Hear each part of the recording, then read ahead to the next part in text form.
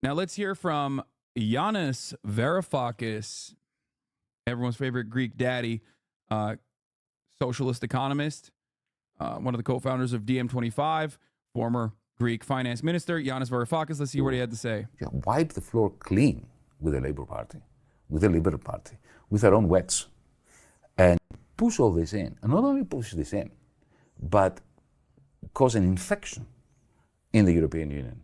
Because every cynical and oligarchic policies introduced in this country is now in Greece, in Italy, in Portugal. The extraordinary thing for me in previous global crises, and I think World War II is probably a pretty good example. I've interviewed Mick Lynch about this, and he talked about, you know, the people that were seen to be profiteering during rationing, right, going around pubs selling black market goods to make a profit, were called spivs. They were sort of socially, you know, pariahs, ostracized from society. Now, a corporation skins the public, as you've just said, right? Colossal profits, billions in profit. And there seems to be apathy. There isn't a popular revolt, a mass protest movement. No one is marching to the gates of Centrica or, you know, take your pick. It's also infinitely easier, for some reason, infinitely easier to organize people on reactionary lines, like even the Gilets Jaunes protests in France, right? A lot of that was, some of that was about like raising the rent, or not raising the rent, sorry, raising the retirement age, right? For everyone except for cops. But a lot of that was also about Muslims coming into France, right? And it was really interesting to see how much easier it was to fucking organize in a country like France that has a history of revolt and revolution that they actually do care about, by the way. They are very proud about revolting against the wealthy and the powers that control them all the time. They do that. They do that all the time.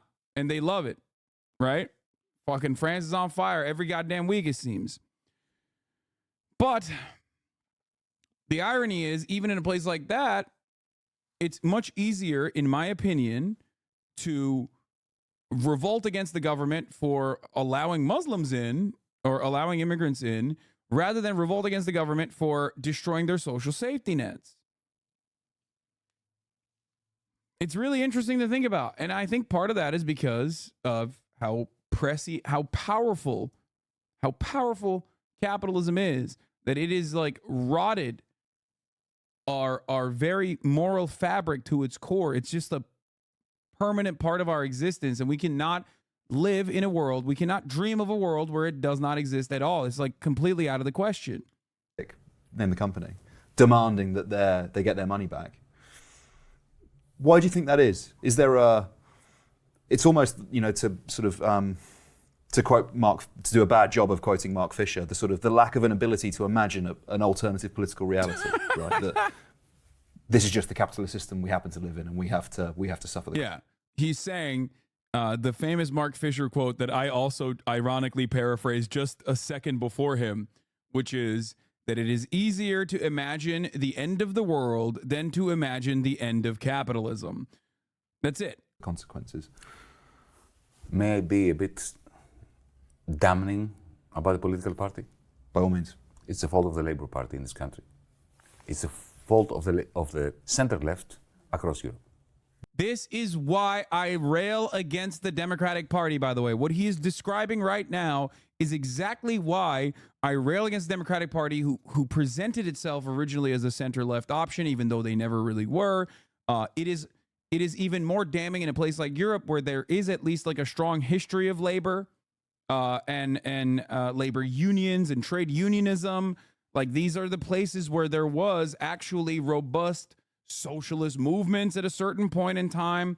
Obviously, post-World War II, a lot of stuff changed, but you have to remember, this is the reason why I shit on the fucking left so goddamn much. If you're like Hasan, all you do is talk about the Democratic Party. It's like, yes, because they're the ones who are supposed to give the right, the reactionary right that's never going to stop being reactionary, something to fight against. And if they don't do that, and if they just cave and capitulate, if they simply just allow the right to do whatever, to run the table, then ultimately, we're just going to go further and further right. We're going to regress. And that's precisely what the center-left parties in Europe have been doing for a very long time. It's the fault of the Democrats in the United States. When you have a social democratic party, whether it's the SPD in Germany or the Labour Party here, which trades in a vision of a just society. And when they come to power, they turbocharge every oligarchic policy that they've inherited from the Tories. This causes two social phenomena. One, I call this calcification, okay? The concept is the ratchet effect. I like to call it calcifying reactionary policies. That's what the Democrats do. They normalize that pain and they make it the new norm. New pet, yeah, this guy that says fuck socialism. Here's what I have to say, okay? You don't have to be a socialist to recognize that you need socialists, okay? You don't have to be a socialist yourself. You don't have to be a Marxist. You don't have to be a Marxist-Leninist. But you have to recognize that in the absence of real Marxist-Leninists that contribute to the political sphere, you keep going rightward. More and more right-wing policies will come when there's no one that is considered extreme or radical on the left that has any kind of political viability. Okay? You're arguing with a dude called fard, lol, poop. It doesn't matter. one is people become apathetic and stay at home, and they don't want to know about politics, or they become fascists.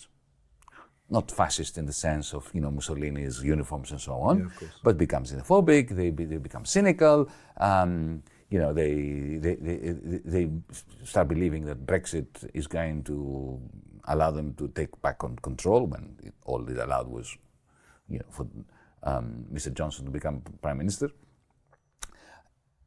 It is the fault of the left.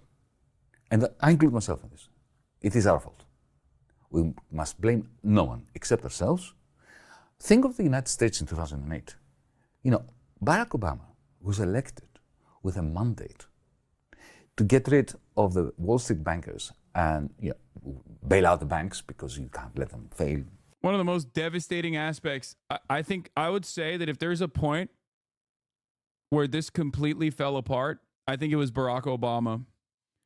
Like, I would shift the blame to someone who was so phenomenally successful and so unimaginably popular, a once-in-a-lifetime candidate with like Barack Obama could have been the black FDR, okay? He ran as though he was, by the way, for the record. If you want to understand, like, he was very charismatic, and he absolutely had very progressive policies. And they were very popular. He ran on hope. He ran on change. Right? He was a neoliberal from the start, man. Guys, of course he was a neoliberal. He's the Democratic Party's candidate. I'm simply stating that while he was a neoliberal from the start, much like with Trump, which is the white man's Obama, there are a lot of things that Trump said the first time he ran for president that he never followed through on, but it made him look like a more moderate person. On the racism side, Trump was like kicking social Darwinism and the right-wing attitude and the reactionary attitude on the civil liberties side all the way up, especially on immigration. But when it came down to like social safety nets, Trump has basically single-handedly destroyed the notion of deficit hawking in the Republican Party. This is very important. Nikki Haley cries about it all the time. She's like, nobody cares about, you know, our budget. Nobody cares about our budget. And it's like, yeah, of course nobody cares about the budget. Nobody cared about the budget to begin with. Trump did that. And he did that because he was using left-wing economic populism, which he knew correctly was very popular.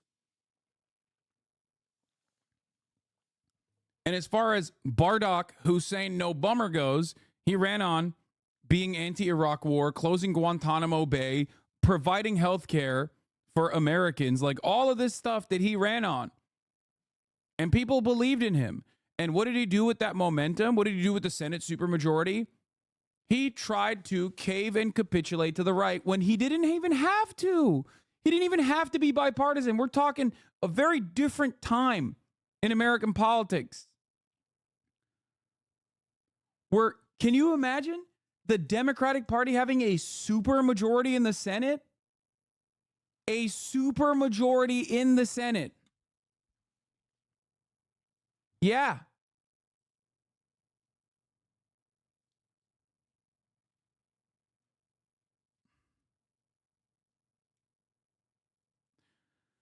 So just remember that. There's a reason why a lot of people hate the Democratic Party. There's a good reason for it. Because at a time when there was no reason to capitulate to the right, Barack Obama tried. Okay? He tried aggressively. There's no greater example of this than the ACA, which is Obamacare, which is a right-wing Heritage Foundation, neoliberal healthcare strategy that they implemented, or they implemented first as Romney Care in the state of Massachusetts, that was invented by the Heritage Foundation in 1994 as a way to not do actual nationalized, socialized health care.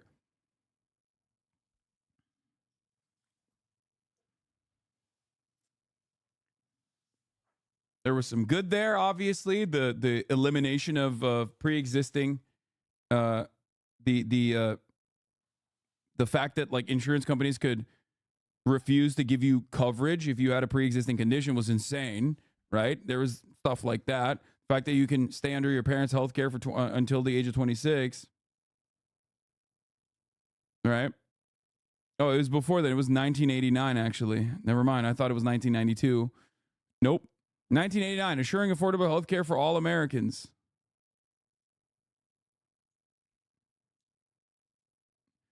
That is the real ratchet effect. That is the real. A lot of people look at American politics and have this like idiotic notion. They're like, oh, horseshoe theory. The left becomes the right. When you go far enough left, you become far right. And it's like, no, dumbass. That's not how any of this works. We are on a rocket ship towards fascism. And the Democrats don't even fucking slow down that ship. They sometimes end up accelerating it. Back in the day, under the Obama era, it took 20 years for the Democrats to adopt a right-wing position on healthcare. Nowadays, it takes 4 for the Biden administration to adopt a right-wing position on immigration. It took 4 fucking years. That cycle is basically becoming shorter and shorter and shorter until there's going to be no difference whatsoever. Of course, there will still be a difference in the sense that, like, the Republican Party will keep pushing the country further and further right in an effort to differentiate themselves from the Democratic Party. And the Democratic Party will basically still do everything they can to adopt the right-wing framing on issues and say, no, we're the ones who are going to deal with it. People's savings are in there, but we will get rid of the bankers. That was the cry call, which is what FDR, Roosevelt had actually done in 1933. Roosevelt had liquidated the bankers, not the banks, the bankers. And that's why the bankers really hated him. What does Obama do?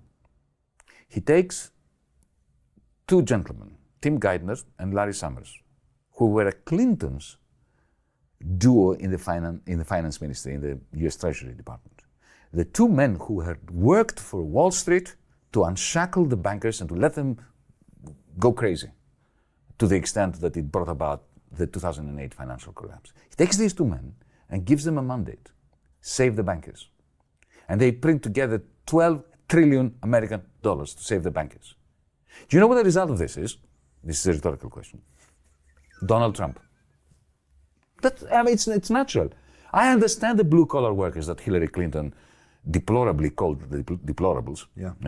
When they say, look, we tried you. I mean, the idea that Trump was elected on the wave of racism, that's rubbish. Black people who voted for Barack Obama in 2008 and 2012, They voted for Trump. You know, that's why he got elected.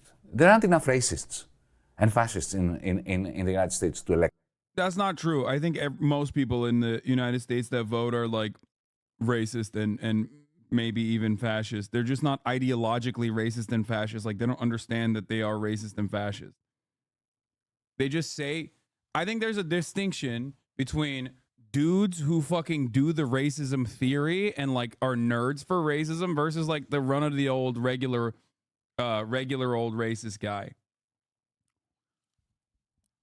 In a country where there is no left-wing momentum, when there's no like actual counterweight to capitalism, most people are going to be like varying degrees of fascist. Okay, it's the your uncle versus like the Groyper online. The difference between the Groyper online, who's read like Culture of Critique or whatever and believes that like, you know, Jewish cabals are running the banks, and that's the reason why there's so much undocumented immigration, because like the Jews are doing the Great Replacement, is that your uncle also believes that the Great Replacement is happening because he's hearing that on Fox News. But he doesn't have like the reading, the extra nerdy reading to like justify. He doesn't care. He's just like kind of a vibes-based guy. Obviously, you can change your uncle's mind probably a little bit easier than the racist theory nerd, right? But functionally, they are running on the same attitude.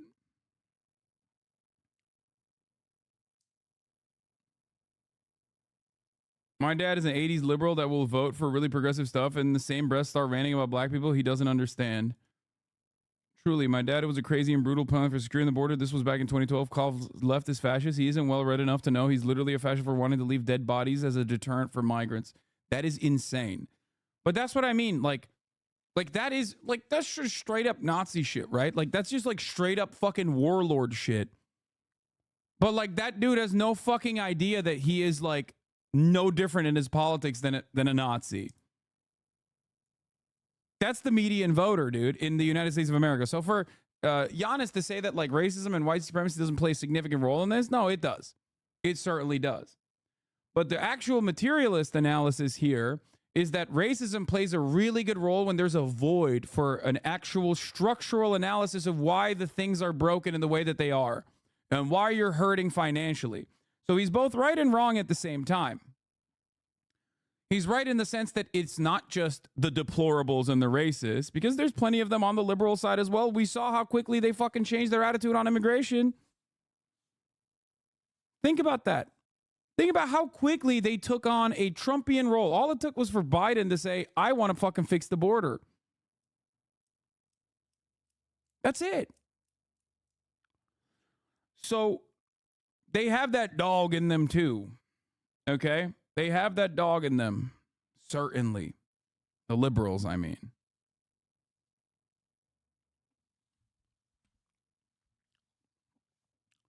But the reason why everyone has that dog in them is because that's the only thing they see, and it's the only thing they know, and it's the only way to address the issues. I feel like I don't even know my own party, and you know I'm a Dem writer with no pay stubs.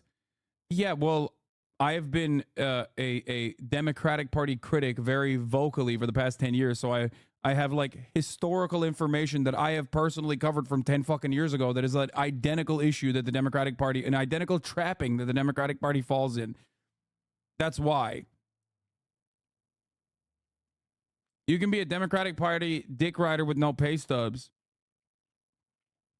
but ultimately, you know, if you've only been paying attention for like the past 4 years, you have to remember like a lot of the stuff that you think are new is not new at all. Elect the president, even with a stupid electoral college system that they have. So not a single person wants to listen to a 24-year-old school you on politics. They just think you're just calling them racist, which doesn't help. If they think they aren't racist, yeah, of course. Also, you shouldn't even just fucking tell them that like they're racist anyway. It's not a good way. You're just shutting them off from the conversation. No racist person thinks they're racist or wants to think that they're racist because they also understand that racism is bad. They understand that fascism is bad. They understand that Nazism is bad until they have reached the point of like being the theory reading nerd for racism. Like if you're a weeb for Nazi shit, then at that point you're like, yeah, you're adopting the Nazi position. But that's, you know, that's not exactly important in the grand scheme of things. Like most Americans are not like that.